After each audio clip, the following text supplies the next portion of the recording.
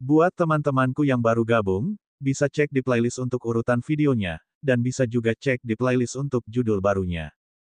Bab 361, tentukan pilihanmu. Pada saat ini, seluruh aula menjadi sunyi senyap saat semua orang menatap kepala di tanah. Penguasa istana telah terbunuh. Terlebih lagi, ketika mereka melihat keempat orang lainnya, mereka menyadari bahwa keempat tetua telah dibunuh juga. Yang diperlukan hanyalah satu gerakan. Sial, siapa yang akan mempercayai adegan ini jika mereka menceritakannya kepada orang lain? Namun, buktinya ada tepat di depan mereka. Saat ini, siapa yang berani menentang Ye Chen? Lu Linfeng dan Lu Hansuang menundukkan kepala. Kepala Zhantao yang mengerikan tergeletak begitu saja di tanah, terlihat jelas. Sejujurnya, setelah membunuh begitu banyak orang, mereka menjadi tidak peka terhadap adegan berdarah tersebut. Namun, entah kenapa, ketakutan mendasar di hati mereka telah muncul kembali oleh pemandangan ini. Zhantao sudah mati. Para tetua istana Suemei semuanya mati. Pada saat ini, lusinan orang yang tersisa semuanya menatap ketakutan pada pemuda yang tidak jauh dari situ. Apa yang harus mereka lakukan sekarang? Mereka sama sekali tidak berada pada level yang sama. Lu Hansuang mengangkat kepalanya dengan susah payah dan menatap Ye Chen. Meskipun dia masih terlihat sama persis, bayangannya tampak menjulang tinggi di sini dan semua orang seperti raksasa. Pada saat ini, Ye Chen telah menikam pedang pembunuh naga ke tanah dan memegangnya dengan tangan kanannya untuk menopang tubuhnya.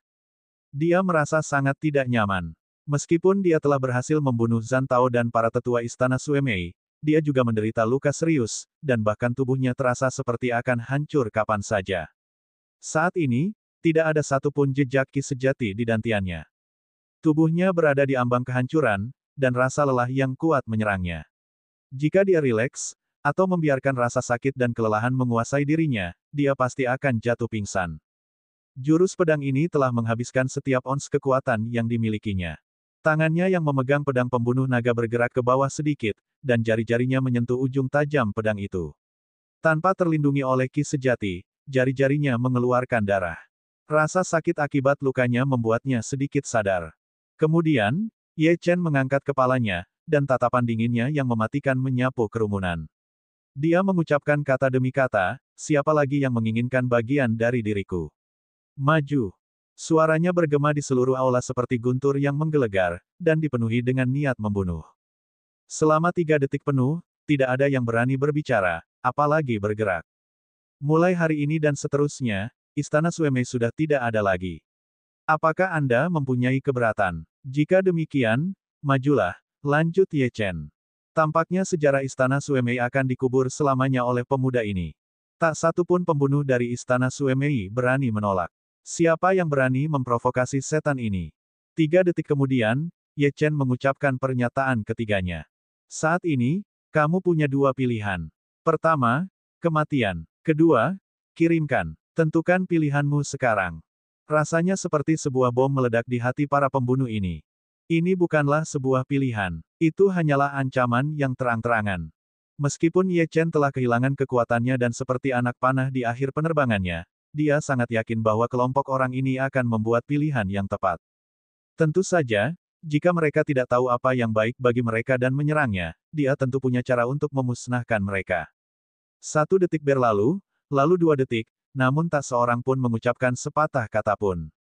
Akhirnya, ketika detik ketiga berlalu, Lu Linfeng melangkah maju dan melewati kepala Zhantao. Celepuk. Dia berlutut dengan 1 kaki. Linfeng dari istana Suemei menyapa penguasa istana. Zhantao telah meninggal, sehingga posisi penguasa istana-istana Suemei kini kosong. Tentu saja, Ye Chen akan menggantikannya dan menjadi penguasa istana yang baru. Beginilah cara kerja hukum rimba. Tidak hanya itu, Lu Linfeng juga sangat jelas bahwa dia telah melewatkan banyak kesempatan untuk berteman dengan Ye Chen sejak bertemu dengannya di Provinsi Jiangnan. Kecepatan pertumbuhan Ye Chen terlalu cepat, dan sekarang menjadi sukses besar. Lu Linfeng juga tahu bahwa pertumbuhan ini tidak akan berhenti dalam waktu dekat.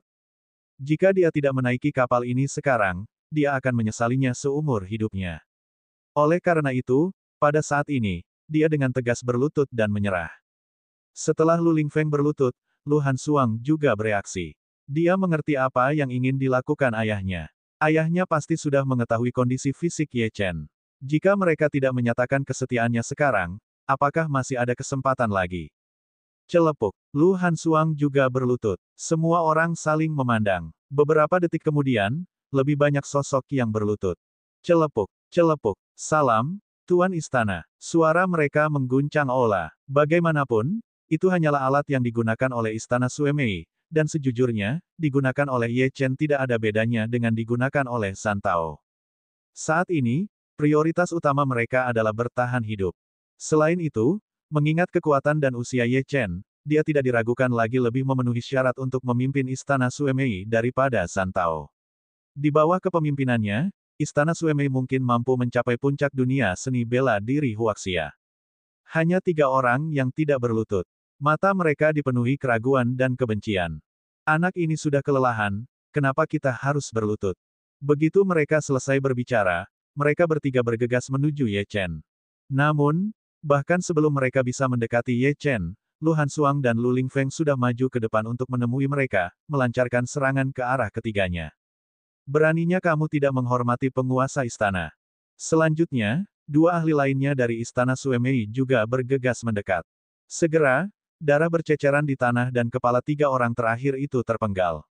Orang-orang yang menyerang ketiganya cukup cerdik. Jika mereka tidak menunjukkan niat baik kepada penguasa istana sekarang, lalu kapan mereka akan melakukannya? Ye Chen mengangguk puas. Tubuhnya sudah sedikit pulih. Dia melirik ke arah kerumunan.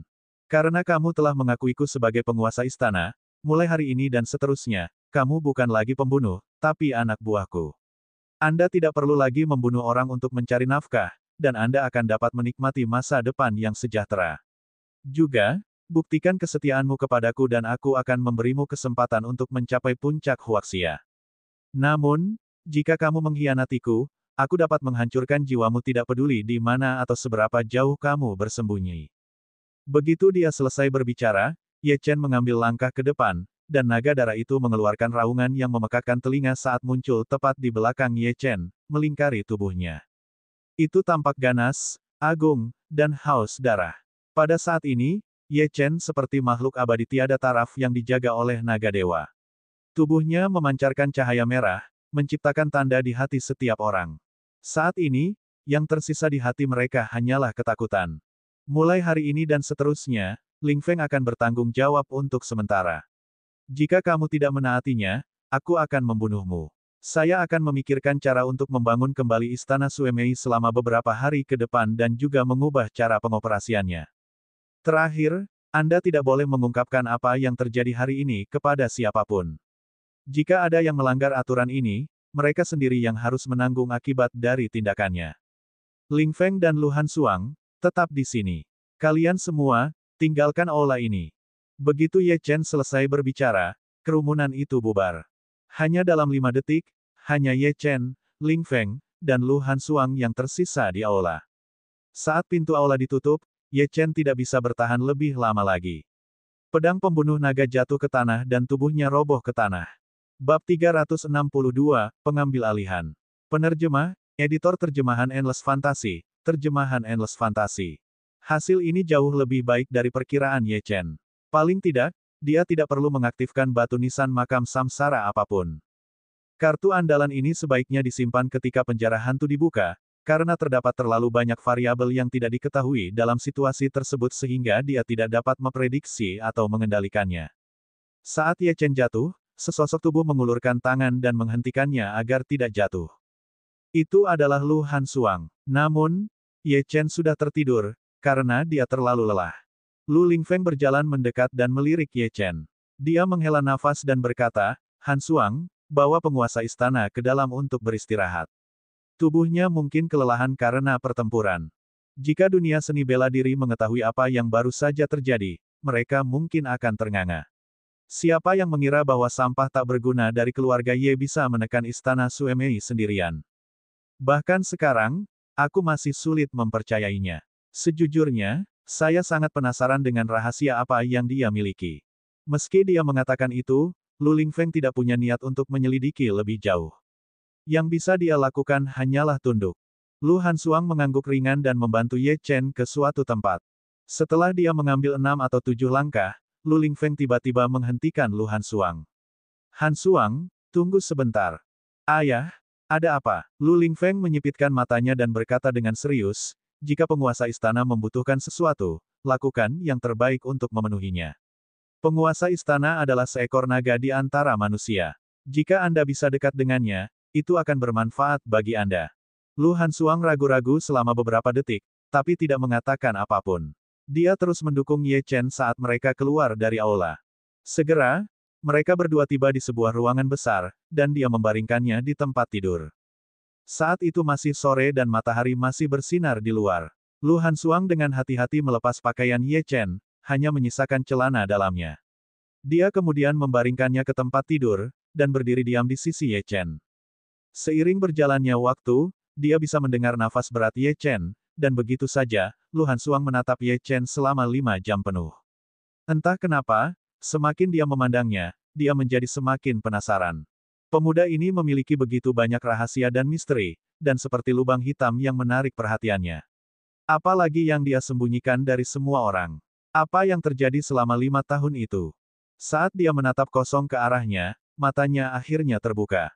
Ye Chen sudah bangun. Saat mata mereka bertemu, Lu Hansuang buru-buru berdiri tegak dan berkata, "Tuan Istana, kamu kelelahan, jadi aku membantumu berubah."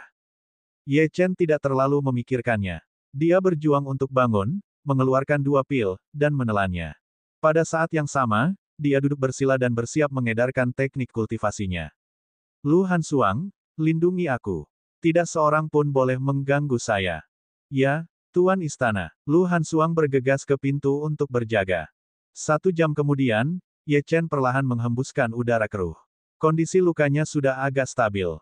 Namun, dia harus lebih berhati-hati saat menggunakan ki yang sebenarnya di masa depan. Jika dia sering menguras tenaga seperti ini, hal itu akan mempengaruhi kultivasinya. Tiba-tiba, Ye Chen memikirkan sesuatu. Dia mengeluarkan ponselnya dari sakunya dan menghubungi nomor Ye Lingtian. Dia tidak mempercayai orang-orang dari Istana Suemei. Satu-satunya orang yang dia percayai adalah Ye Lingtian. Sampai batas tertentu, Aula Kegelapan dan Istana Suemei adalah organisasi yang sama. Tipe yang bersembunyi di balik bayang-bayang. Rencana awalnya adalah agar Ye Lingtian mengambil kendali atas para ahli ini. Tuan Balai, suara hormat Ye Lingtian terdengar dari ujung telepon. Apakah terjadi sesuatu pada Xia Ruoxue dan Sun Yi di Provinsi Jiangnan? Ye Chen bertanya. Di ujung lain telepon, Ye Lingtian dengan cepat berkata, Tuan. Ya, jangan khawatir. Dengan saya di sini, tidak ada yang berani menyentuhnya. Akhir-akhir ini, mereka sibuk dengan urusan kelompok keadilan surgawi dan keluarga Xia dan jarang bepergian jauh.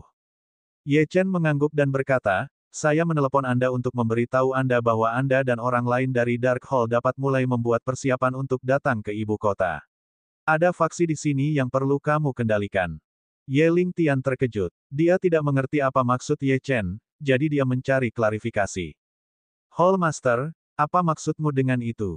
Ye Chen tersenyum dan bertanya langsung, bagaimana jika kamu diminta untuk mengambil alih Istana Suemei? Apa, Istana Suemei? Ye Lingtian berseru dengan suara gemetar. Iya, saat ini tempat ini adalah genangan air yang tergenang, menunggu kamu mengaduknya. Mengenai keselamatan Sun Yi dan Xia Ruoxue, serahkan pada raksasa dan Dragon Soul. Pada saat yang sama, saya akan mengirim beberapa ahli ke Provinsi Jiangnan untuk melindungi mereka. Yang perlu kamu lakukan adalah segera membawa pasukanmu ke sini.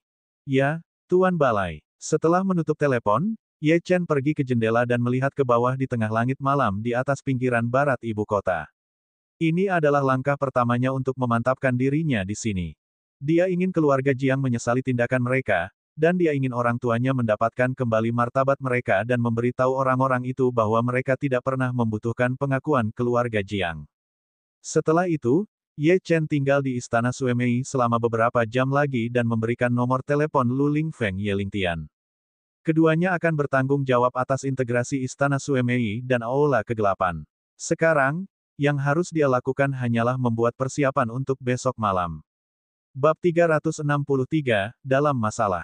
Ketika Ye Chen melihat waktu. Saat itu sudah jam 11 malam. Sudah waktunya untuk pergi. Ketika dia keluar dari formasi Istana Suemei, dia melihat sebuah Maybach diparkir tidak jauh dari situ. Tidak mungkin ini terjadi secara kebetulan di tempat terpencil seperti itu, jadi dia segera tahu bahwa itu milik Xiang Chengdong. Pintu mobil terbuka dan Xiang Chengdong buru-buru keluar. Kamu benar-benar keluar. Selama ini, Xiang Chengdong gelisah. Dia sangat jelas tentang kekuatan Istana Suemei. Mustahil bagi orang biasa untuk keluar hidup-hidup setelah memasuki markasnya. Namun, Ye Chen kembali tanpa cedera. Yang terpenting, masih ada bau darah yang menyengat di tubuhnya, yang berarti dia telah membunuh sejumlah orang. Mungkinkah Ye Chen benar-benar menekan Istana Suemei? Semuanya sendirian. Bagaimana ini mungkin?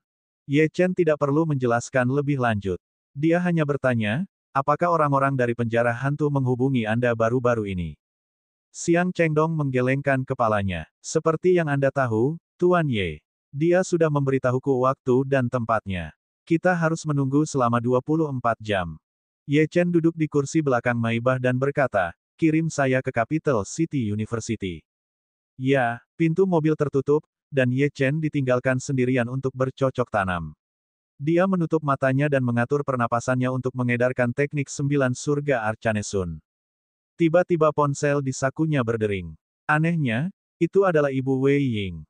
Dia ingin mengabaikan panggilan itu, tetapi setelah memikirkannya, dia mengangkatnya. Apa itu? Suara tenang Ye Chen terdengar. Ibu Wei Ying menghela nafas lega saat mendengar panggilan tersambung. Dia segera bertanya dengan penuh semangat, Senior, saya ingin bertanya apakah Yinger bersamamu? Saya meneleponnya pada malam hari, tetapi tempatnya berada sangat bising. Katanya dia akan meneleponku sesampainya di rumah, tapi sampai saat ini aku belum menerima telepon darinya. Saya sudah mencoba meneleponnya beberapa kali, tetapi tidak ada yang mengangkat, itulah sebabnya saya menelepon Senior. Ye Chen menyipitkan matanya. Dia tiba-tiba teringat bahwa Wei Ying mengundangnya ke suatu kegiatan yang diselenggarakan oleh kepala sekolah ketika dia mengantarkan sarapan kepadanya di pagi hari. Dia telah menolak undangan tersebut, jadi Wei Ying mungkin pergi ke acara tersebut sendirian. Ada acara universitas hari ini, jadi mungkin itu alasannya. Aku di luar sekarang, tapi aku akan kembali sekarang, jadi aku akan membantumu memeriksanya nanti, kata Ye Chen. Terima kasih, Senior. Terima kasih banyak. Panggilan itu berakhir di situ. Ye Chen memejamkan mata dan terus mengedarkan teknik kultivasinya. 20 menit kemudian, Ye Chen keluar dari mobil. Alih-alih kembali ke apartemennya sendiri, dia malah pergi ke unit seberang dan mengetuk pintu. Namun, tidak ada tanggapan. Dia bahkan menggunakan indera spiritualnya untuk memeriksa apakah ada orang di rumah, tetapi tidak ada hasil. Masih belum kembali. Ye Chen mengingat sesuatu dan mengeluarkan dokumen darinya. Makam Samsara. Ada kartu nama yang dilampirkan pada dokumen dengan nomor telepon kepala sekolah. Dia memutar nomor di kartu nama. Tak lama kemudian, terdengar suara malas, siapa itu? Ini sudah larut malam namun kamu masih tidak bisa membiarkanku tidur. Ye Chen mengerutkan kening, merasa ada yang tidak beres. Acaranya diselenggarakan oleh kepala sekolah, tapi sebenarnya kepala sekolah sedang tidur. Saya Ye Chen. Kata-kata sederhana ini segera menyadarkan kepala sekolah. Dia bahkan mengubah nadanya dan berkata kepada Ye Chen, itu, apa yang terjadi? Dia tahu latar belakang Ye Chen, dan tahu bahwa jika dia tidak berhati-hati di sekitar Ye Chen, dia akan kehilangan posisinya. Karena itu, dia harus melangkah dengan hati-hati. Kamu ada di mana sekarang? Ye Chen bertanya. Saya sedang di rumah. Aku minum sedikit hari ini, lalu pulang ke rumah untuk tidur. Apa terjadi sesuatu di kampus? Wei Ying tidak kembali. Kepala sekolah terkejut. Dia memikirkannya dan berkata, acara berakhir sekitar jam 9 malam. Saya ingat guru Wei diseret oleh beberapa guru perempuan ke karaoke. Saya pikir Wu Fan dan Zheng Rui juga ikut bersama mereka setelah itu. Mereka semua adalah guru muda, jadi wajar jika mereka pulang larut malam. Ketua, kamu. Alamat, perintah Ye Chen. Kepala sekolah terkejut, namun dia tetap berkata dengan jujur, seharusnya itu adalah Gloria di Plaza Qianhua di ibu kota. Panggilan itu terputus di sana. Awalnya, pertemuan beberapa guru tidak perlu dikhawatirkan, tetapi jika Wu Fan dan Zheng Rui terlibat, kemungkinan terjadi kesalahan meningkat. Dia berharap tidak terjadi apa-apa pada Wei Ying. Bagaimanapun juga, Wei Ying adalah salah satu dari sedikit temannya di universitas, dan dia selalu berusaha bersikap baik dan ramah padanya. Saat ini, telepon di tangan Ye Chen berdering. Ide penelepon menunjukkan bahwa itu adalah Wei Ying. Saat dia hendak menjawab panggilan tersebut, panggilan itu dibatalkan. Mata Ye Chen dingin saat dia menghilang ke dalam kegelapan. Bagaimanapun juga, ini sudah tengah malam, jadi tidak aman bagi seorang gadis untuk berada di luar di tempat kumuh seperti ibu kota. Karena dia telah berjanji pada ibunya untuk merawatnya, dia akan membawanya kembali. Ibu kota, Qianhua Plaza, lantai 6, Gloria. Ruang tertinggi 007. Wajah Wei Ying memerah dan dia sedikit mabuk. Dia tidak suka minum, dan dia tidak suka karaoke, tapi hari ini kebetulan adalah hari ulang tahun seorang guru dari jurusan bahasa Inggris. Karena orang ini memintanya untuk datang, dia mengalah. Lagi pula, mereka berasal dari departemen yang sama, jadi setidaknya dia harus melakukan itu. Namun, setelah dia datang, dia menyesalinya. Itu jelas hari ulang tahun orang itu, namun semua orang di kelompok itu terus mengajaknya minum. Dia telah menolak beberapa kali, dan bahkan ingin pergi, tetapi anak laki-laki yang berulang tahun mengatakan bahwa dia harus minum untuk memberinya restu. Entah kenapa, setelah meminum satu cangkir itu, dia menjadi mabuk dan perutnya terasa sangat tidak nyaman. Setelah itu, dia menolak roti panggang berikutnya dari semua anggota kelompok dan duduk diam di sudut. Dia merasa kakinya sedikit lemah, jadi dia tahu bahwa dia tidak mungkin pergi sekarang. Dia hanya bisa menunggu sampai mabuknya sedikit mereda sebelum kembali. Namun, perasaan mabuk tidak hanya tidak menunjukkan tanda-tanda menghilang, tetapi malah semakin parah. Dia berbaring di sofa dan merasa sedikit pusing. Dia tanpa sadar memutar nomor daruratnya, berharap Ye Chen akan datang dan menjemputnya. Ye Chen telah menyiapkan nomor darurat ini sebelumnya. Namun, sebelum bisa terhubung, sesosok tubuh muncul di ruang pribadi. Itu adalah Wu Fan. Tak hanya itu, ada juga pria jangkung di belakang Wu Fan. Pria itu memiliki aura yang luar biasa dan mengenakan setelan jas.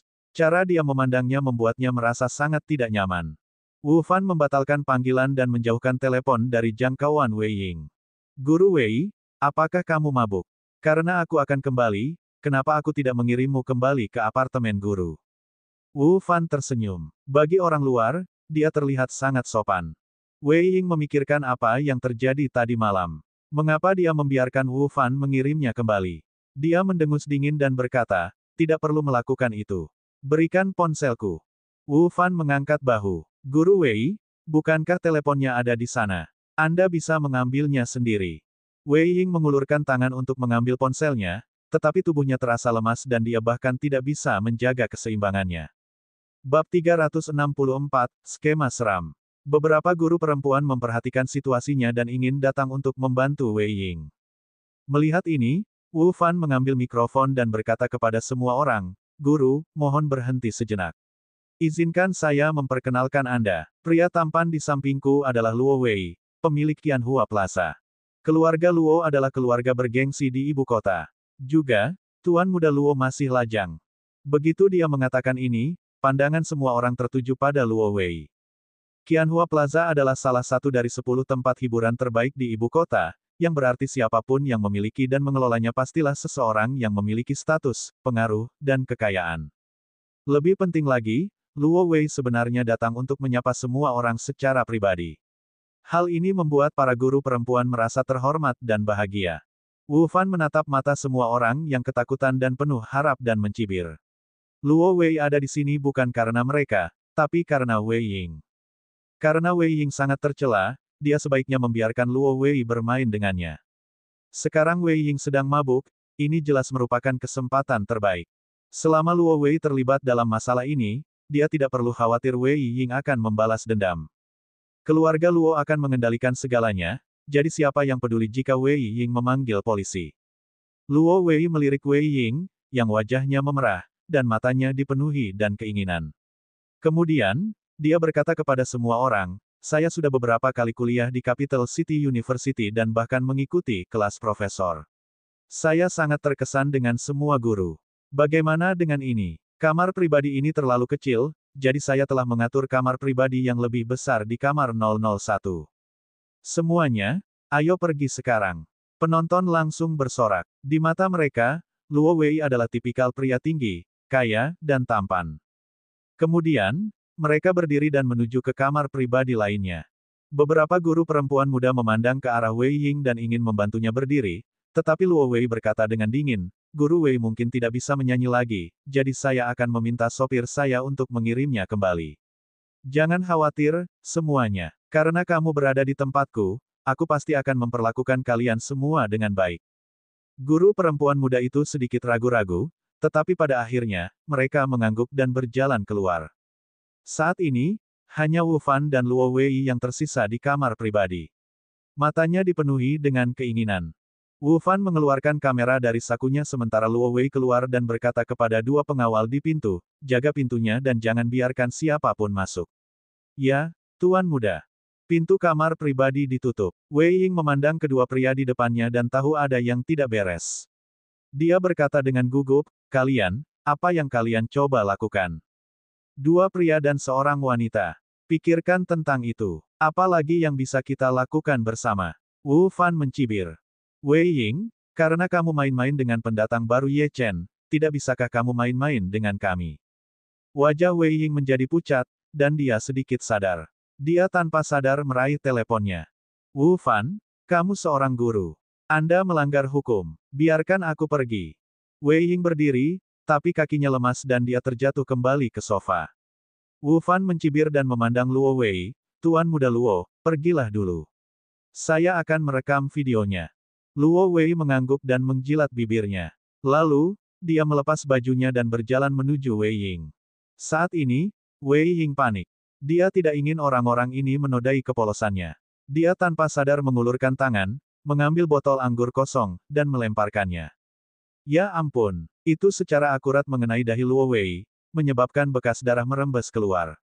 Luo Wei mengulurkan tangannya dan menyentuh lukanya, dan ketika dia melihat telapak tangannya berlumuran darah, dia sangat marah. Sial, jalang, berpura-pura tegar, bukan, hari ini, aku akan membunuhmu. Wu Fan, bantu aku memegang leher wanita ini. Jika dia berani bergerak, tampar dia. Dalam sekejap, kedua pria itu menerkam Wei Ying. Saat ini, Wei Ying sangat bingung. Dia seharusnya menolak undangan pagi ini seperti Ye Chen. Seandainya dia melakukan hal itu, kejadian hari ini tidak akan pernah terjadi. Kemudian, saat mereka berdua hanya berjarak 1 meter darinya. Bang! Pintu kaca kamar pribadi pecah, dan pecahannya berserakan di tanah. Selanjutnya kedua pengawal tersebut juga terlempar ke dalam kamar, darah merembes dari luka mereka. Melihat adegan ini, Luo Wei dan Wu Fan sama-sama tercengang. Dua pasang mata secara bersamaan melesat ke arah pintu, di mana seorang pemuda berdiri di depan pintu seperti hantu. Mata pemuda ini dipenuhi amarah saat dia menatapnya. Kamu Chen. Ketika Wu Fan melihat sosok yang dikenalnya ini, kakinya hampir lemas dan dia terjatuh, sial. Mengapa orang ini ada di sini? Dia baru memutuskan untuk bergerak setelah memastikan bahwa Ye Chen tidak akan datang ke sini. Dia bahkan belum pulih dari pemukulan yang diberikan Ye Chen padanya beberapa hari yang lalu. Profesor Ye, Wei Ying berdiri dan terhuyung ke sisi Ye Chen. Ye Chen melingkarkan satu tangannya di pinggang Wei Ying dan aliran udara samar menyelimutinya, mengurangi rasa mabuknya, dan membuatnya merasa nyaman. Profesor Ye, mengapa Anda ada di sini? Wei Ying bertanya dengan penuh semangat setelah dia sadar. Jika bukan karena Ye Chen, konsekuensinya tidak terbayangkan. Ibumu meneleponku dan memintaku untuk memeriksamu karena kamu tidak meneleponnya kembali. Dia sangat khawatir. Keluarlah dan telepon dia dulu. Ada sesuatu yang ingin aku diskusikan dengan mereka. Wei Ying tercengang. Dia memiliki gambaran samar tentang apa yang akan terjadi. Dia ingin mengatakan sesuatu, tapi dia urungkan. Dia berjalan keluar tanpa suara dan menghubungi nomor ibunya ketika dia sampai di ujung koridor. Sedangkan di kamar pribadi, Wu Fan benar-benar ketakutan. Dia berlutut di tanah. Profesor Ye, saya salah. Tolong biarkan aku pergi. Saya bersedia memberi Anda uang sebanyak yang Anda inginkan. Luo Wei mengerutkan kening dan memandang Wu Fan dengan tidak senang. Wu Fan, apakah kamu gila? Kenapa kamu berlutut? Sebelum dia selesai berbicara, Ye Chen mengambil langkah ke depan dan aliran udara melonjak dari tanah, dan pecahan kaca dari pintu rusak yang berserakan di tanah semuanya melayang di udara. Adegan ini membuat Luo Wei dan Wu Fan ketakutan. Teknik menantang surga macam apa ini? Itu benar-benar bertentangan dengan akal sehat. Luo Wei bisa merasakan kakinya gemetar hebat, dan rasa takut menyelimuti dirinya. Wu Fan mengabaikan semuanya dan dengan cepat berkata, Profesor Ye, semua ini diatur oleh Luo Wei. Itu tidak ada hubungannya denganku. Jika kamu ingin menyalahkan seseorang, salahkan dia. Dari sudut pandang Wu Fan, jika dia menyinggung Luo Wei, dia mungkin harus menanggung murka keluarga Luo dan tidak akan bisa tinggal di ibu kota lagi. Namun, jika dia menyinggung Ye Chen, dia mungkin tidak akan bisa melewati malam ini. Ye Chen melirik Wu Fan dengan acuh tak acuh dan mencibir. Kemarin, karena Wei Ying ada di sana, saya menunjukkan belas kasihan. Hari ini, karena kamu sangat ingin mati, aku mengabulkan permintaanmu. Begitu dia selesai berbicara, Ye Chen melambaikan tangannya dengan lembut. Pecahan kaca mengembun menjadi pedang panjang yang terbang langsung ke arah Wu Fan. Puci, pedang kaca itu menembus tubuh Wu Fan, dan mencabik-cabik tubuhnya. Bab 365, mati saja. Wu Fan memuntahkan seteguk darah dan jatuh ke tanah. Dia tidak punya peluang untuk bertahan hidup. Ketika Luo Wei melihat mayat yang jatuh di sampingnya, dia benar-benar ketakutan. Keterkejutan dan ketidakpercayaan terpampang di wajahnya.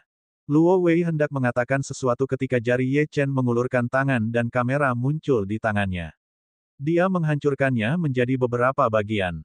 Kemudian, sambil menggoyangkan lengannya, dia memasukkan kamera yang rusak itu ke dalam mulut Luo Wei yang sedikit terbuka, dan menutupi mulut dan hidung Luo Wei dengan tangannya. Mata Luo Wei melebar saat dia tercekik. Aku sedang tidak mood mendengarkan omong kosong, jadi mati saja. 10 detik kemudian, wajah Luo Wei mulai berubah menjadi hijau, dan matanya putih dan merah. Akhirnya, dia tercekik dan meninggal, darah keluar dari mulutnya akibat pecahan lensa kamera di mulutnya. Dari awal hingga akhir, tidak ada kehangatan di mata Ye Chen. Dia mengirim pesan teks ke Ying Qing untuk membereskan semuanya, lalu berjalan menuju tempat Wei Ying pergi di ujung koridor. Ayo pergi, kata Ye Chen dengan tenang. Wei Ying menutup teleponnya dan melirik ke arah kamar pribadi. Lalu mereka berdua, saya memberi mereka beberapa peringatan. Mereka sudah lama pergi dan tidak akan menyentuhmu lagi. Mereka seharusnya berangkat sekarang. Tidak ada yang salah dengan perkataan Ye Chen. Namun, mereka tidak sedang dalam perjalanan pulang, melainkan dalam perjalanan menuju neraka. Wei Ying mengangguk dan berjalan ke bawah bersama Ye Chen. Namun, setelah mengambil belasan langkah, dia merasakan kakinya lemas. Meski sudah sadar, efek samping obat masih melemahkan tubuhnya. Ye Chen menggelengkan kepalanya tanpa daya dan berjongkok. Ayo naik. Wei Ying ragu-ragu selama beberapa detik sebelum mengangguk. Dia melingkarkan lengannya di leher Ye Chen dan bersandar di punggungnya. Kemudian, mereka berdua masuk ke dalam mobil dan kembali ke universitas. Setengah jam kemudian, Ye Chen akhirnya mengirim Wei Ying kembali ke apartemennya. Wei Ying telah pulih sekarang, jadi dia membuatkan Ye Chen secangkir teh dan berterima kasih padanya. Profesor Ye, jika bukan karena Anda hari ini, saya benar-benar tidak tahu apa yang akan terjadi. Terima kasih banyak. Ye Chen melambaikan tangannya. Tidak perlu berterima kasih padaku. Lain kali, hadiri lebih sedikit pertemuan seperti ini. Selain itu, jika ada yang mencoba membujuk Anda untuk minum, tolak saja. Wei Ying tersipu dan mengangguk. Profesor Ye, saya mengerti. Ye Chen tidak suka dipanggil sebagai profesor, jadi dia berkata, umur kita tidak terlalu jauh, jadi panggil saja saya Ye Chen. Menambahkan judul membuatku terdengar tua. Puff, Wei Ying tertawa dan mengangguk, baiklah. Ye Chen melihat ke arah Wei Ying dan menghela nafas. Kemudian, pandangannya tertuju pada kalung di leher Wei Ying. Batu mistik jiwa bumi di kalung itu telah sedikit meredup. Itu mungkin tidak bisa menekan kondisinya lebih lama lagi. Nasib Wei Ying sebenarnya cukup menyedihkan, karena terlahir dengan Fiendis Blood Cult fisik. Dia ingin Wei Ying memulai jalur kultivasinya, tetapi dia tidak memiliki teknik kultivasi yang cocok untuknya, jadi dia hanya bisa mengesampingkannya untuk saat ini. Bagaimanapun juga, fisik dingin darah iblis tidak bisa ditekan dengan teknik kultivasi biasa. Dia hanya bisa berharap bahwa dia cukup beruntung untuk mendapatkan teknik budidaya yang cocok dengan sifat dingin ekstrim dari Fiendis Blood Cult fisik. Ibunya telah memberinya batu itu, jadi ini adalah satu-satunya cara dia bisa membalasnya. Ye Chen berdiri. Dia tidak ingin terlalu mengganggunya, dan dia juga fokus pada kultivasinya. Dia belum sepenuhnya menerobos. Terakhir kali, dia diganggu oleh kemunculan pembunuh dari Istana Suemei, jadi dia harus menyelesaikannya sebelum penjara hantu dibuka sekitar 20 jam. Semakin kuat dia, semakin besar peluangnya untuk menang. Ye Chen berhenti berpikir dan berkata, mandi dan istirahat lebih awal. Aku akan kembali. Melihat Ye Chen hendak pergi, Wei Ying merasa sedikit kecewa, merasa orang ini sedikit tidak romantis. Apakah Ye Chen sama sekali tidak tertarik padanya? Pintunya tertutup. Pada saat itu, Ye Chen ingin menerobos kamarnya tetapi kemudian menyadari bahwa efek samping dari penggunaan pedang pemecah surga masih mengganggu dantiannya. Jelas, dia tidak bisa menerobos sebelum tubuhnya pulih sepenuhnya. Jika tidak, dantiannya akan menderita, dan ia bahkan mungkin merusak fondasi budidayanya. Pil biasa juga tidak akan bisa membantunya dalam situasi ini. Mari kita lihat apakah saya bisa membuat pil pemulihan jiwa kondensasi tulang. Ye Chen mengeluarkan kuali 100 ramuan dan mulai memurnikan pil. Tingkat pil pemulihan jiwa kondensasi tulang tidaklah rendah. Ketika dia berada di pegunungan Kunlun, meskipun lelaki tua itu secara pribadi telah membimbingnya, dia masih gagal memperbaikinya. Kali ini, dia memadatkan apinya dan melemparkan beberapa ramuan berharga yang dia peroleh dari lembah raja pengobatan ke dalamnya. Hampir seketika, energi yang kuat berputar di dalam kuali. Beberapa detik kemudian, kekuatan dahsyat meletus dari kuali. Ledakan. Seluruh tubuh Ye Chen menjadi hitam dan dia dalam kondisi yang menyedihkan. Seperti yang diharapkan, sangat sulit bagi saya untuk menyempurnakan pil setingkat pil pemulihan jiwa kondensasi tulang. Meskipun dia berbakat, dia baru memurnikan pil selama 5 tahun, jadi dia memiliki keterbatasan. Mungkinkah aku benar-benar tidak bisa menyembuhkan dantianku sebelum penjara hantu dibuka? Ye Chen bergumam. Pada saat ini, sebuah suara tua angkat bicara. Jika kamu ingin menyembuhkan dantianmu, mengapa kamu harus melalui banyak masalah? Anda harus mempelajari dao jimat spiritual dari saya. Jimat spiritual bisa menyelamatkan orang, tapi juga bisa membunuh orang. Ye Chen tercengang saat mendengar suara yang tiba-tiba itu. Dia dengan cepat mengamati sekelilingnya. Tidak ada satu orang pun. Tiba-tiba, Ye Chen memikirkan sesuatu dan mengeluarkan batu hitam itu, dan dia langsung dipindahkan ke makam samsara. Babak 366, Ping Changhai. Salah satu dari dua batu nisan telah hancur total. Ahli perkasa kuno itu benar-benar keluar sendiri. Ahli perkasa kuno keempat dari makam samsara. Pemimpin aliansi jimat spiritual, Ping Changhai. Namun, masalahnya adalah dia belum mengaktifkan batu nisan itu. Kekuatan pegunungan Kunlun tidak berarti apa-apa bagiku. Dao jimat spiritual dapat memutuskan segalanya. Suara tua itu terdengar lagi, dan Ye Chen tanpa sadar mengangkat kepalanya dan melihat ke langit, dan menemukan seorang lelaki tua melayang di langit. Orang tua itu sebenarnya berdiri di atas aliran cahaya, di sekelilingnya terdapat tanda kuno. Sial, apa? Pada saat ini, Ye Chen kagum. Ping Changhai sepertinya menikmati momen ini. Dia bertanya dengan acuh tak acuh, apakah Anda mencoba mengatakan bahwa dao jimat spiritual terlalu menakjubkan? Ye Chen memutar matanya ke arah Ping Changhai dan berkata dengan penuh semangat, sebenarnya, aku ingin bertanya mengapa kamu keluar. Mengapa kamu tidak menunggu 10 jam lagi? Ye Chen tidak ingin menyia-nyiakan kartu truf ini, yang seharusnya digunakan saat penjara hantu dibuka. Ping Changhai memutar matanya ke arah Ye Chen dan mengambil langkah maju dan muncul di depan Ye Chen. Dasar anak bodoh, aku benar-benar tidak mengerti mengapa makam samsara memilihmu. Karena kamu bertanya, izinkan aku memberitahumu sesuatu. Jika aku duduk di sini dan tidak melakukan apapun, aku dapat bertahan hidup di dunia ini setidaknya selama 3 hari. Juga, aku bisa membantumu memecahkan masalah yang kamu hadapi dengan dantianmu, dan bahkan bisa membuatmu lebih kuat. Saat itulah Ye Chen menjadi tenang. Ini adalah hasil terbaik baginya. Senior, silakan bergerak. Ye Chen menangkupkan tangannya dan berkata dengan serius. Ping Changhai merasa puas dengan sikap Ye Chen. Saya, Ping Changhai, tidak memiliki murid seumur hidup saya. Apakah kamu bersedia menjadi muridku dan meneruskan dao jimat spiritual? Ye Chen mengangguk. Baiklah. Ping Changhai mengangguk dan melambaikan tangannya. Kertas kuning mengembun di udara. Kemudian, jari-jarinya meringkuk, dan gelombang ki sejati disalurkan ke kertas kuning, menyebabkan beberapa tanda kuno muncul di kertas itu. Begitu kata-kata itu muncul, seluruh makam samsara berguncang. Jimat ini disebut jimat inti pembentuk. Tidak hanya dapat memperkuat dantian, tetapi juga dapat menyembuhkannya. Begitu dia selesai berbicara, aliran esensi darah keluar dari tangannya.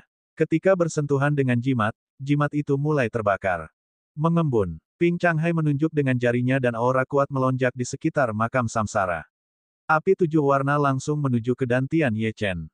Dantiannya langsung melebar, dan ki sejati meluap ke segala arah. Luka retak itu sebenarnya sembuh sedikit demi sedikit karena bermandikan api 7 warna. Sungguh ajaib. Ye Chen merasakan dirinya terbungkus dalam arus hangat. Terlebih lagi, terobosan yang tiba-tiba berhenti kemarin melonjak ke arahnya seperti air pasang. Dia akan menerobos. Ping Changhai memandang Ye Chen dengan penuh arti. Anak ini hanyalah seorang kultivator ranah transformasi Qi. Meskipun ini mungkin membuatnya sangat kuat di tempat ini, jarak antara dia dan orang-orang itu terlalu besar. Kalau begitu, aku akan membantunya. Begitu dia selesai berbicara, Ping Changhai membentuk segel dengan jarinya. Cahaya ungu menyala, dan jimat spiritual kuno terkondensasi di telapak tangannya. Jimat itu kemudian menyusut dan berubah menjadi bola cahaya. Pergi, seolah mengindahkan perintah Ping Changhai, bola cahaya masuk ke dahi Ye Chen, dan auman naga terdengar di makam samsara. Naga darah di langit sebenarnya tumbuh dengan kecepatan yang terlihat dengan mata telanjang. Seluruh tubuhnya terbungkus cahaya ungu misterius. Jika Ye Chen menjadi kuat, maka naga darah juga akan kuat. Kekuatan mereka meningkat seiring satu sama lain. Tubuh Ye Chen melonjak dengan gelombang kekuatan spiritual, yang menabrak penghalang alam di tubuhnya. Dia melepaskan lebih banyak kekuatan, dan kemudian dia menerobos. Pada saat yang sama, di arena seni bela diri kuno di ibu kota. Jiang Jianfeng berdiri di bawah, auranya melonjak. Di platform arena adalah orang yang ingin dia tantang hari ini. Selama dia mengalahkan orang ini, peringkatnya di peringkat Grandmaster Huaxia akan meningkat, yang pada gilirannya akan meningkatkan posisi keluarga Jiang di dunia seni bela diri Huaxia. Pada saat ini, seorang pria kurus muncul di depannya dan berkata dengan lembut, "Tuan, Anda meminta saya untuk mengawasi Ye Chen. Sesuatu mungkin terjadi padanya hari ini." Mata Jiang Jianfeng menyipit saat dia memikirkan sesuatu. Dia berkata, hari ini seharusnya menjadi hari di mana penjara hantu dibuka. Dengan kekuatan anak itu, dia seharusnya tidak bisa masuk. Sekalipun ada kecelakaan, menurutku dia tidak akan mati dengan mudah. Pria kurus itu menggelengkan kepalanya dan berkata, "Tuan Jiang, segalanya tidak sesederhana itu. Saya mendengar bahwa markas besar Istana Suemei telah mengerahkan lusinan pembunuh terkemuka untuk membunuh Ye Chen."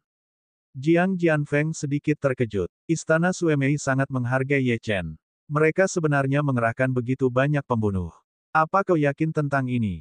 Pria kurus itu mengeluarkan tabletnya, masuk ke sebuah situs web, dan berkata dengan percaya diri, "Sekarang, hampir seluruh dunia pembunuh mengetahui nama Ye Chen, jadi informasi ini tidak mungkin salah." Bahkan situs resmi Istana Suemei telah mencantumkan nama Ye Chen di daftar sasaran mereka. Suara itu tiba-tiba menghilang. Ini karena, pada saat ini, situs resmi Istana Suemei telah berubah total. Daftar perekrutan pembunuh, daftar sasaran, sistem penghargaan, papan pelepasan misi, dan gambar Ye Chen di halaman depan semuanya telah menghilang. Yang menggantikannya adalah pengumuman. Mulai hari ini dan seterusnya, Istana Suemei tidak lagi menerima misi pembunuhan apapun. Semua misi sebelumnya akan dibatalkan, dan semua uang serta barang akan dikembalikan. Mulai sekarang, Istana Suemei tidak ada lagi. Semua pembunuh akan berada di bawah kendali langsung Aula Kegelapan, dan pemimpin Aula Kegelapan akan mengambil alih kendali kepemimpinan. Bab 367, Terobosan. Jiang Jianfeng merasakan ada sesuatu yang tidak beres dan bertanya, "Ada apa?" Pria kurus itu menyerahkan tablet itu kepada Jiang Jianfeng dan berkata, "Tuan Jiang, lihatlah sendiri." Jiang Jianfeng mengambil tablet itu dan melihat isinya. Pupil matanya sedikit mengecil, dan ekspresinya berubah aneh. Apa yang dimainkan Istana Suemei? Mereka melepaskan bisnis dan keahlian yang telah mereka bangun selama bertahun-tahun. Organisasi pembunuh nomor 1 di Huaxia sebenarnya berhenti menerima misi untuk membunuh orang. Bagaimana ini mungkin? Dia melirik situs web tersebut dan memastikan bahwa itu adalah situs web yang sebenarnya. Gelombang emosi melonjak dalam hatinya. Jiang, apa yang sedang dilakukan Istana Suemei? Juga, kekuatan macam apa Dark Hall ini? Saya ingat ada aula gelap di Provinsi Jiangnan, tetapi tidak mungkin organisasinya sama. Di Huaxia, organisasi atau pakar mana yang memenuhi syarat untuk menjatuhkan Istana Suemei? Jiang Jianfeng berpikir beberapa detik, lalu mengangkat kepalanya dan berkata, "Sepertinya sesuatu telah terjadi pada Istana Suemei. Terlebih lagi, kejadian kali ini sangat serius. Zhan Tao seharusnya sudah mati, dan orang lain telah menguasai istana Suemei. Kalau tidak, mengingat kepribadian Zhang Tao, dia tidak akan pernah melakukan hal konyol seperti itu. Namun, saya penasaran siapa yang berhasil membunuh Zhang Tao. Seseorang yang bisa melakukan ini pasti sangat kuat. Mungkinkah itu Lin Juelong? Kemana saja Lin Juelong akhir-akhir ini? Pria kurus itu segera menjawab, Tuan Jiang, aku sudah mengawasi Lin Juelong. Dia belum meninggalkan kediaman keluarga Lin dan telah berkultivasi, jadi ini seharusnya bukan perbuatannya. Bukan dia. Tatapan Jiang Jianfeng sangat serius. Orang-orang tua itu pasti tidak akan mengambil tindakan terhadap istana Suemei, dan keluarga teratas tidak akan menyalahgunakan status mereka untuk bertindak melawan istana Suemei. Jika bukan orang-orang itu, lalu siapa lagi? Pada saat ini, sosok muncul di benak Jiang Jianfeng. Orang ini sombong, dan ada naga darah ilusi di atas kepalanya. Kamu Chen. Namun, dia dengan cepat menghilangkan gagasan tersebut. Meskipun Ye Chen berbakat dan memiliki potensi besar, hampir mustahil baginya untuk menghancurkan istana Suemei dengan kemampuannya saat ini. Mungkin dalam beberapa dekade, hal ini mungkin terjadi, tetapi sekarang mustahil. Lupakan. Pergi dan selidiki masalah ini dengan benar. Mungkin bukan hal yang buruk jika sesuatu terjadi pada istana Suemei. Keberuntungan anak itu cukup bagus. Istana Suemei mungkin tidak akan punya waktu untuk menghadapinya jika hal ini terjadi. Dia mungkin yang paling diuntungkan dari hal ini. Bahkan mungkin ada perombakan kekuasaan di ibu kota. Aku rasa semua orang akan menyelidiki identitas pemimpin Aula Kegelapan. Menarik, sangat menarik. Ingat, jika kamu punya petunjuk, segera datang kepadaku. Pria kurus itu tercengang, dan ekspresinya berubah sedikit aneh. Tidak seperti ayahnya, Jiang Jianfeng tampaknya memiliki kesan yang cukup baik tentang ini. Ya, Tuan Jiang. Tentu saja pria kurus itu hanyalah seorang pelayan, jadi dia tidak akan banyak bicara. Yang bisa dia lakukan hanyalah terus menyelidiki istana Suemei. Arena seni bela diri telah diaktifkan. Jiang Jianfeng, silakan naik ke peron. Di peron, sebuah suara tua terdengar. Jiang Jianfeng tidak lagi memikirkan masalah ini dan mengambil langkah maju. Energi di sekelilingnya melonjak saat dia melompat ke peron. Pertarungan antara Grandmaster Top Huaxia akan segera dimulai. Capital University, jam 10 pagi. Ye Chen terbangun dari kultivasinya. Auranya sekarang penuh dengan kekuatan, dan terobosannya telah selesai. Namun, dia masih agak jauh dari wilayah persatuan. Dan lagi, itu adalah ranah utama di atas ranahnya saat ini. Bagaimanapun, itu adalah ranah besar. Orang awam mungkin membutuhkan waktu puluhan tahun untuk menembus dan mencapai level ini. Saat itu, ketika lelaki tua itu mengatakan bahwa Huaxia adalah kesempatannya, Ye Chen mencemooh dalam hati, tetapi tampaknya lelaki tua itu benar. Jika dia berada di pegunungan Kunlun, mustahil bagi Ye Chen untuk maju begitu cepat, dan dia mungkin masih terjebak di alam pembuka jiwa. Saat ini, ada ketukan di pintu. Ye Chen tidak perlu menebak untuk mengetahui bahwa itu adalah Wei Ying. Saat pintu terbuka, Wei Ying mengenakan pakaian profesional. Dia tampak anggun dan memegang dua buku pelajaran di tangannya. Sepertinya dia baru saja menyelesaikan kelas. Ye Chen, aku membawakanmu sarapan pagi ini, tapi aku takut itu akan membangunkanmu, jadi aku menggantungnya di pintu. Aku tidak menyangka kamu akan bangun selarut ini. Wei Ying mengerutkan keningnya. Ye Chen melirik sarapan di tangan Wei Ying dan tersenyum. Tidak apa-apa, saya punya microwave di sini. Aku akan memanaskannya saja. Saat Ye Chen hendak mengambil makanan darinya, Wei Ying mundur selangkah. Susu kedelai ini mungkin sudah busuk sekarang. Aku baru saja menyelesaikan kelas pagiku, jadi aku akan membuatkanmu sesuatu untuk dimakan. Tunggu aku. Setelah mengatakan itu, Wei Ying kembali ke unitnya. Ye Chen tahu bahwa ini adalah caranya membalasnya kemarin, jadi dia membiarkannya. Perempuan ini. Tidak lama kemudian, aroma harum tercium dari apartemen Wei Ying. Ye Chen, cepatlah datang. Kamu bisa makan sekarang, desak Wei Ying. Setelah semalaman berkultivasi, Ye Chen memang sedikit lapar, jadi dia segera menyiapkan makanan lezat di atas meja. Tak perlu dikatakan lagi, sarapan Wei Ying mewah dan lezat, sebanding dengan sarapan Sun Yi. Ketika Wei Ying melihat Ye Chen telah selesai sarapannya, dia tersipu saat mengeluarkan 2 tiket film dari sakunya dan berkata dengan malu-malu, Ye Chen, ada film yang tayang perdana malam ini pukul 12. Para pemain dan sutradara memiliki reputasi yang baik, dan kebetulan saya memiliki 2 tiket. Ini adalah pertama kalinya dia mengundang seorang pria untuk menonton film, jadi dia merasa agak malu. Ye Chen melirik tiket bioskop di tangan Wei Ying. Tentu saja, dia tidak akan setuju. Bagaimanapun, penjara hantu akan dibuka pada jam 12 malam ini. Bagaimana dia bisa ingin menonton film? Wei Ying, ada yang harus kulakukan malam ini. Wei Ying terkejut, dan matanya dipenuhi kekecewaan. Siapa sangka dia akan ditolak. Dia bahkan bertanya-tanya apakah itu karena dia terlalu proaktif. Baiklah, lain kali. Ye Chen menyelesaikan sarapannya dan kembali ke unitnya. Sesosok muncul. Itu adalah Ping Changhai. Murid, gadis itu memiliki fisik dingin darah yang jahat. Darahnya sangat berharga. Jika Anda menggunakan darahnya untuk memurnikan jimat, jimat itu dapat membekukan hampir semua hal. Ketika Ye Chen mendengar kata-kata itu, dia berkata dengan dingin, jangan mengerti apapun tentang dia. Aku tidak peduli tentang hal itu. Bagaimanapun, kamu masih memiliki lebih dari 2 hari lagi untuk mengajariku Dao Jimat Spiritual. Ping Changhai menghela nafas panjang. Fisik dingin darah iblis sebenarnya telah muncul di dunia ini. Dia tidak tahu apakah ini hal yang baik atau buruk. Mungkin itu akan menggemparkan dunia ini. Murid, jalur kultivasi itu sendiri kejam. Jika orang lain mengetahui bahwa wanita ini memiliki Fiendis Blood Cult fisik, mereka juga akan menjara esensi darahnya dan menggunakannya untuk meramu pil dan membuat jimat. Daripada membantu orang lain, mengapa tidak membantu diri sendiri? Mata Ye Chen menjadi dingin saat dia berkata, jangan mengerti apapun tentang dia. Aku tidak ingin mengulanginya untuk ketiga kalinya. Meskipun aku muridmu, aku juga pemilik makam samsara. Ping Changhai menggelengkan kepalanya dan membentuk segel tangan dengan jari-jarinya. Sebuah rune kuno muncul. Baiklah, aku akan mengajarimu Dao Jimat Spiritual hari ini. Bab 368, Rune Kehidupan. Saat Ping Changhai berbicara, tubuh Ye Chen dibungkus dengan rune kuno yang tak terhitung jumlahnya.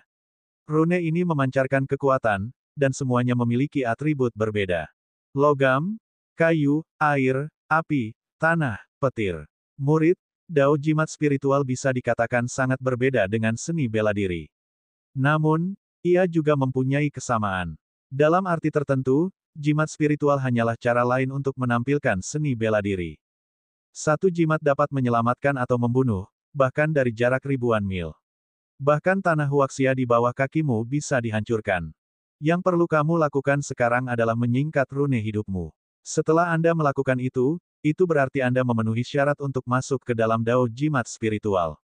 Saat suara Ping Changhai terdengar terus-menerus, tanda kuno yang tak terhitung jumlahnya di sekitar Ye Chen semuanya melonjak ke dalam pikiran Ye Chen. Satu demi satu, rune muncul dalam kesadaran Ye Chen. Ye Chen secara bertahap duduk bersila, membiarkan rune kuno memasuki pikirannya saat dia memahaminya. Rune yang memasuki pikiranmu adalah rune yang muncul sepanjang sejarah kuno. Rune hidupmu harusnya ada di antara mereka. Mari kita lihat mana yang bisa kamu padatkan. Ping Changhai menangkupkan tangan di belakang punggung, menunggu pilihan Ye Chen. Sejujurnya, dia tidak memiliki ekspektasi yang tinggi terhadap Ye Chen. Bagaimanapun, tingkat budidayanya terlalu rendah. Seberapa sulitkah menyingkat salah satu dari puluhan ribu rune ini? 10 menit berlalu, dan Ye Chen tidak bergerak sama sekali. 1 jam telah berlalu, dan keadaan masih sama. Ping Changhai mengerutkan kening dan bergumam, dia bahkan tidak bisa menyingkat rune kehidupan dalam 1 jam. Mungkinkah pemilik makam samsara tidak cocok untuk Dao Jimat Spiritual? Dia tahu betul bahwa saat terbaik telah berlalu. Bahkan jika dia melanjutkan, dan Ye Chen akhirnya berhasil menyingkat rune kehidupan, itu akan menjadi rune yang sangat biasa. Tampaknya Ye Chen tidak ditakdirkan untuk jalan ini. Lupakan, anak ini mungkin cocok dengan Dao pembantaian orang itu, dan tidak memiliki nasib dengan Dao Jimat Spiritual. Ping Changhai menggelengkan kepalanya. Dia sangat kecewa pada Ye Chen. Dia telah mengambil inisiatif untuk keluar dari batu nisan untuk membantu Ye Chen. Kini, bantuannya sepertinya sia-sia. Pada saat ini, perubahan tiba-tiba terjadi, dan rune yang tak terhitung jumlahnya yang memasuki tubuh Ye Chen tiba-tiba keluar. Saat mereka bergegas keluar, mereka hancur berkeping-keping. Saat ini, Ping Changhai tercengang. Jejak keterkejutan muncul di ekspresi tenangnya. Dengan tingkat kultivasi bocah ini, dia tidak memenuhi syarat untuk menolak rune ini. Namun, apa yang terjadi dengan apa yang dia lihat dan dengar di depannya?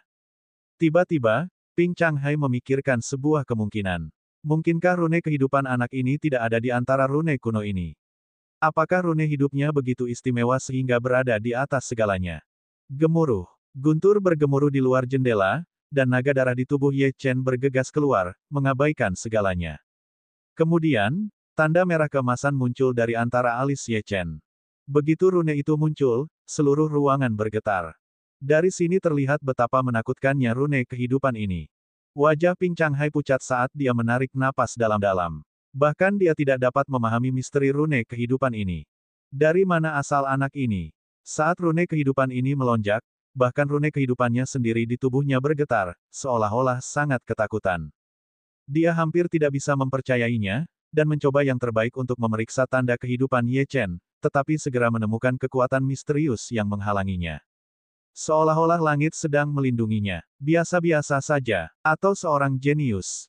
Ping Changhai yakin Ye Chen adalah yang terakhir. Dia akhirnya mengerti mengapa makam samsara memilih Ye Chen. Jika orang ini bukan orang yang akan membalikkan keadaan, lalu siapa yang memiliki kualifikasi untuk melakukannya? Tanda kehidupan di antara alis Ye Chen hanya melonjak selama beberapa detik sebelum menghilang. Puci, Ye Chen merasakan darahnya melonjak, dan dia memuntahkan seteguk darah. Saat dia membuka matanya, semuanya telah lenyap. Tuan, apakah saya gagal? Ping Changhai menggelengkan kepalanya dan menatap Ye Chen dengan ekspresi rumit. Monster yang luar biasa, rune hidupmu sudah terbentuk, tapi agak aneh. Sebentar lagi, saya akan mentransfer beberapa hal ke dalam pikiran Anda untuk Anda pahami. Karena tingkat kultivasi Anda terbatas, Anda hanya dapat memahami sebagian saja. Setelah mengatakan itu, Ping Changhai menunjuk ke dahi Ye Chen dan aliran informasi mengalir ke dalamnya. Ye Chen tinggal di apartemen hampir sepanjang hari. Pemahamannya tentang Dao Jimat spiritual juga semakin dalam. Tanpa disadari, saat itu sudah pukul 8 malam, dan hanya tersisa 4 jam sebelum penjara hantu dibuka. Xiang Chengdong juga menelepon. Ya, saya sudah sampai di Danau Yunhe, di utara universitas. Ye Chen sedikit terkejut. Meskipun orang itu mengatakan akan buka pada jam 12 malam, saya takut mereka akan berubah pikiran di menit-menit terakhir, jadi saya datang lebih awal. Saat ini, saya dapat merasakan fluktuasi yang kuat dari formasi di dasar danau, jadi kemungkinan besar pintu masuk penjara hantu akan segera dibuka. Xiang Chengdong mengatakan semua ini sambil melihat apa yang terjadi di Danau Yunhe. Karena itu masalahnya, aku akan pergi. Anda melakukan apa yang perlu Anda lakukan. Saya akan menyembunyikan diri dan menunggu kesempatan yang tepat untuk bertindak, kata Ye Chen. Ya, Tuan. Suara itu berhenti tiba-tiba. Ye Chen sepertinya telah mendengar suara listrik berderak, dan segera tahu bahwa sesuatu telah terjadi pada Xiang Chengdong. Ye Chen tidak lagi ragu-ragu. Dia mengambil satu langkah dan melompat dari balkon, menyalurkan ki aslinya ke kakinya.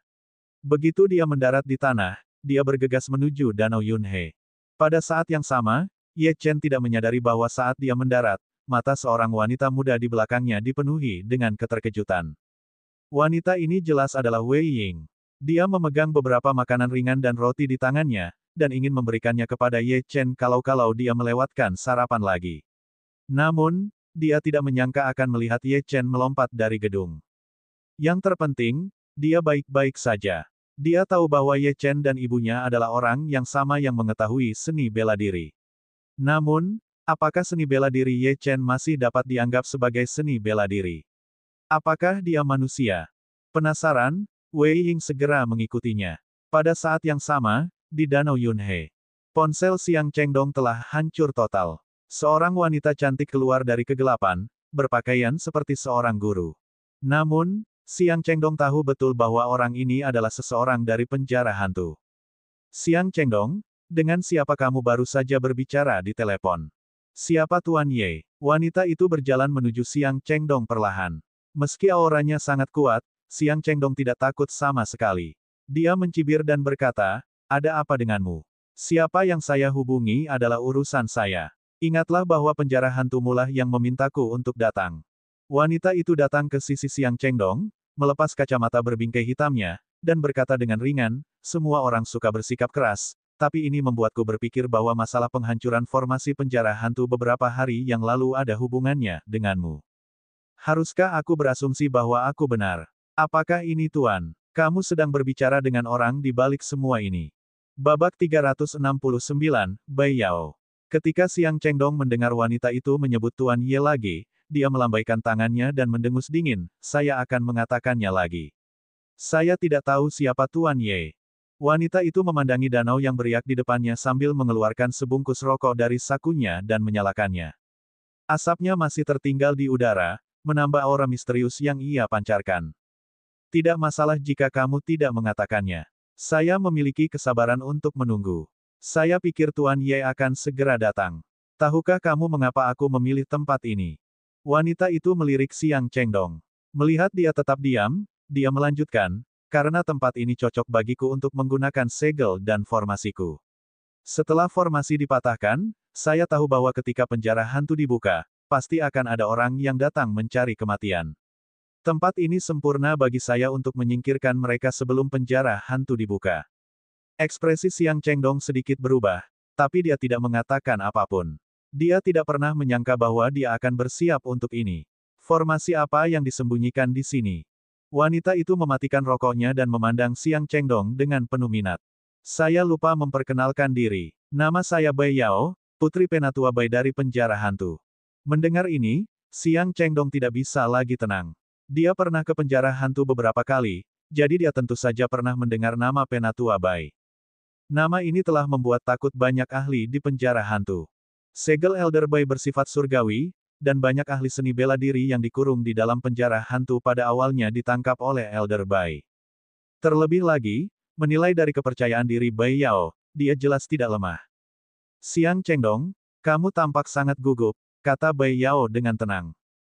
Xiang Chengdong tentu saja tidak akan mengakui hal ini. Apa yang membuatku gugup? Tentu saja, penjara hantu itu misterius, tetapi Anda tidak berhak menyentuh saya mengingat identitas saya. Bai Yao mengangguk. Kamu benar, meskipun aku tahu kamu sedang merencanakan sesuatu yang tidak baik, aku tidak akan menyentuhmu. Sebaliknya, orang yang benar-benar aku minati adalah orang di belakangmu. Bai Yao kemudian bertepuk tangan dan berkata, keluar. Saat ini, riak muncul di permukaan danau yang tenang. Guyuran, lebih dari selusin sosok melompat keluar dari danau dan berlutut di depan Bai Yao. Salam, Nyonya. Ketika Xiang Chengdong melihat orang-orang ini, pupil matanya mengecil. Dia tahu betul bahwa Bai Yao ini telah bersiap. Dia setuju untuk bertemu di Danau Yunhe tidak hanya untuk membuka penjara hantu, tetapi juga untuk membunuh Tuan Ye. Tuan Ye telah menghancurkan formasi penjara hantu, jadi kemungkinan besar ini adalah metode balas dendam mereka. Xiang Chengdong, apakah menurutmu orang-orang ini dan saya dapat menghentikan Tuan Ye? Nada suara Bai Yao dipenuhi dengan rasa jijik dan bangga. Jika bukan karena dia tidak berada di universitas pada hari formasinya dipatahkan, bagaimana orang itu bisa berhasil? Dia percaya bahwa dia akan membunuhnya dengan mudah. Xiang Chengdong melirik ponselnya yang hancur. Tidak mungkin lagi menghubungi Ye Chen dengan teleponnya. Kemudian, dia memikirkan sesuatu dan berkata kepada Bai Yao, masih ada 4 jam sebelum penjara hantu dibuka, jadi aku pergi ke toilet dulu. Saat Xiang Chengdong hendak pergi, jari Bai Yao membentuk segel, dan sebuah rune mendarat tepat di bawah kakinya. Sedetik kemudian, cahaya keemasan menyala, dan dia menyadari bahwa kakinya sebenarnya dibelenggu. Bukan hanya itu, dia tahu bahwa kekuatannya tersegel. Menyadari hal ini, ekspresinya berubah drastis. Teknik macam apa ini? Apa yang sedang kamu lakukan? Beraninya kamu melakukan ini. Saya ketua aliansi kedokteran. Raungan dingin Xiang Chengdong terdengar, dipenuhi amarah yang tak ada habisnya. Bai Yao menyilangkan tangan di depan dada. Jangan pernah berpikir untuk berjuang. Anda tidak dapat membuka segel saya. Saya juga sudah menyiapkan formasi di sini sebelumnya. Tanpa teknik membuka segel saya, tidak ada kekuatan seni bela diri yang dapat digunakan, meskipun orang-orang saya sendiri tidak akan terpengaruh. Ketika Xiang Chengdong mendengar kata-kata ini, wajahnya memerah dan dia mengutuk, betapa tercela. Ekspresi Bai Yao tidak berubah sama sekali. Dia berbalik dan pandangannya terfokus ke arah tertentu. Dia sudah menyadari bayangan hitam mendekat dengan cepat. Tampaknya Tuan Ye yang misterius ini akhirnya tiba. Kamu. Pada titik ini, dia tiba-tiba menyadari bahwa dia bahkan tidak dapat berbicara. Hatinya sedang kacau. Dikatakan bahwa banyak tetua penjara hantu pernah ke pegunungan Kunlun. Mungkinkah teknik ini berasal dari sana? Jika tidak, Mengapa ia bisa begitu kuat? Dalam kegelapan, sosok itu perlahan melambat. Ye Chen menghentikan langkahnya. Dia dapat dengan jelas merasakan fluktuasi di bawah kakinya, yang terasa sangat familiar, mirip dengan fluktuasi jimat spiritual yang diajarkan Ping Changhai kepadanya. Namun fluktuasi ini lemah, jauh lebih lemah daripada jimat spiritual terlemah yang diajarkan Ping Changhai padanya. Menarik, mata Bai Yao dipenuhi ketertarikan saat dia berjalan menuju Ye Chen. Dia mengira Tuan Ye yang disebutkan oleh Xiang Chengdong setidaknya adalah seorang pria parubaya, jadi melihat pemuda ini muncul di sini sungguh mengejutkan. Dia cukup muda untuk menjadi mahasiswa di universitas. Kekuatan seni bela diri macam apa yang bisa dia miliki di usia semuda itu? Lebih penting lagi, bagaimana orang seperti itu bisa menghancurkan formasi penjara hantu? Mungkinkah orang ini benar-benar mahasiswa universitas? Kamu seharusnya tidak berada di sini. Enyahlah. Sinar cahaya keemasan keluar dari tangan Bai Yao, membawa gelombang kekuatan ke arah Ye Chen. Bahkan jika pemuda ini adalah seorang mahasiswa universitas, membunuhnya tidak mengganggunya. Kehidupan orang-orang biasa tidak ada artinya di matanya. Ye Chen mendengus dingin saat melihat cahaya kemasan. Dia mengembunkan bilah angin di tangannya, yang terbang dan bertabrakan dengan cahaya kemasan. Bang! Setelah Bai Yao mengkonfirmasi identitas Ye Chen, dia memelototinya dengan dingin dan bertanya, kamu melanggar formasi 9 istana 8 trigram penjara hantu. Apakah kamu orang di belakang Xiang Chengdong? Ye Chen menyipitkan matanya dan menatap Xiang Chengdong yang tidak bergerak tidak jauh dari situ. Lalu, pandangannya tertuju pada Bai Yao. Aku akan memberimu kesempatan. Buka penjara hantu sekarang dan selamatkan hidupmu. Nada suaranya sangat dingin, seolah dia sedang memberinya perintah.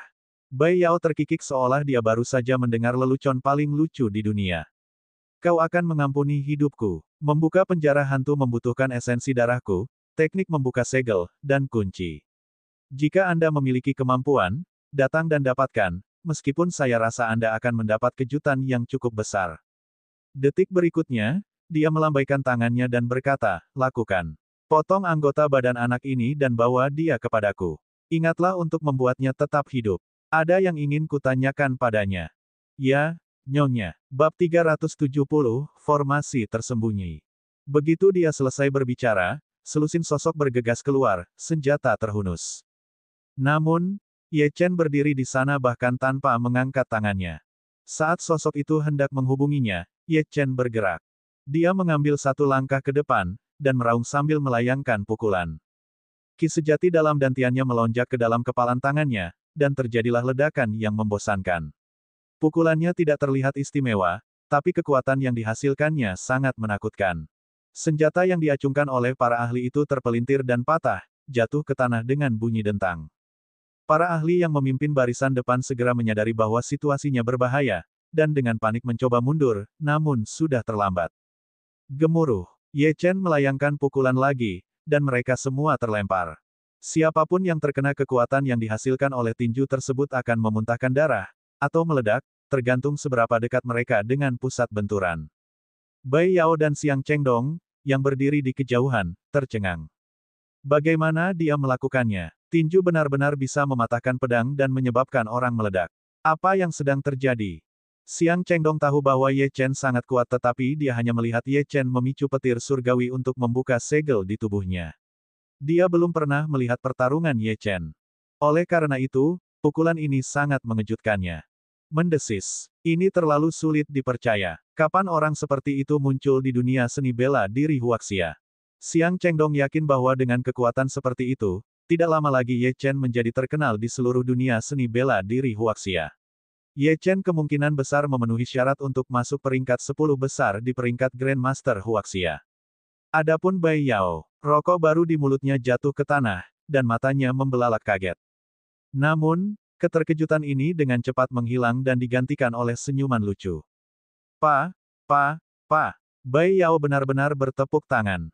Dia menatap dingin ke mayat di tanah dan berkata, saya harus mengatakan bahwa kekuatan bela diri Anda luar biasa. Namun, kekuatan bela diri tidak mutlak di dunia ini. Ye Chen tidak ingin menyia-nyiakan nafasnya pada pihak lain, jadi dia membentak, aku akan memberimu satu kesempatan terakhir. Buka penjara hantu sekarang, atau aku akan menggunakan tubuhmu untuk mendobrak pintunya. Bai Yao memasukkan tangannya ke dalam saku dan berkata dengan acuh tak acuh, "Oh, tampaknya Anda cukup percaya diri. Aku hanya akan berdiri di sini dan melihat bagaimana kamu menyakitiku." Ye Chen maju selangkah dan menyalurkan ki aslinya ke tangannya saat dia menyerang Bai Yao. Dalam sekejap mata, dia muncul di depan Bai Yao. Saat dia hendak menyentuhnya, ki sebenarnya di tangannya menghilang. Bukan hanya itu, ki sebenarnya dalam dantiannya tidak merespon sama sekali. Saat kekuatannya menghilang, kelembaman membuatnya terhuyung. Dia kemudian menstabilkan tubuhnya dan menatap Bai Yao dengan dingin. Apa-apaan ini? Pada saat ini, sebuah suara terdengar di telinganya, "Murid, ada formasi di bawah kakimu. Ketika Anda berdiri di atasnya, ki sejati tidak dapat digunakan. Jika tingkat kultivasi Anda lebih tinggi, Anda mungkin dapat mematahkannya dengan paksa, tetapi hal itu tidak mungkin dilakukan saat ini. Namun, bukan tidak mungkin untuk mematahkannya. Pertama, Anda harus menggunakan naga darah di tubuh Anda. Kedua, formasi ini tidak ada artinya di depan Dao Jimat spiritual." Dimengerti, gumam Ye Chen. Bai Yao mengerutkan kening. Dengan siapa anak ini berbicara? Meski aneh, itu tidak penting lagi. Dia mencibir dan berkata kepada Ye Chen dengan nada merendahkan, "Bagaimana kamu menghancurkan formasi 9 istana 8 trigram? Apakah ada ahli lain di belakang Anda?" Biasanya, prasyarat pertama untuk menghancurkan formasi adalah untuk dapat menemukan inti formasi. Formasi 9 istana 8 trigram sangat tersembunyi. Bahkan seorang ahli yang berpengalaman dalam formasi selama beberapa dekade mungkin tidak dapat menemukan inti formasi ini. Dia tidak percaya pemuda ini mampu melakukan hal itu. Ketika dia melihat Ye Chen tidak berniat menjawab, ekspresinya menjadi dingin. Dia menjentikkan pergelangan tangannya dan sinar dingin melintas ke arah Ye Chen. Bai Yao senang menyiksa mereka yang tidak berdaya. Di hadapan kekuatan absolut, semua perjuangan tidak ada gunanya. "Anda, apakah begitu?" Pada saat ini, sebuah suara samar terdengar. Tubuh Ye Chen bergetar dan auman naga muncul dari dalam tubuhnya. Beberapa saat kemudian, naga darah muncul di tengah kegelapan malam.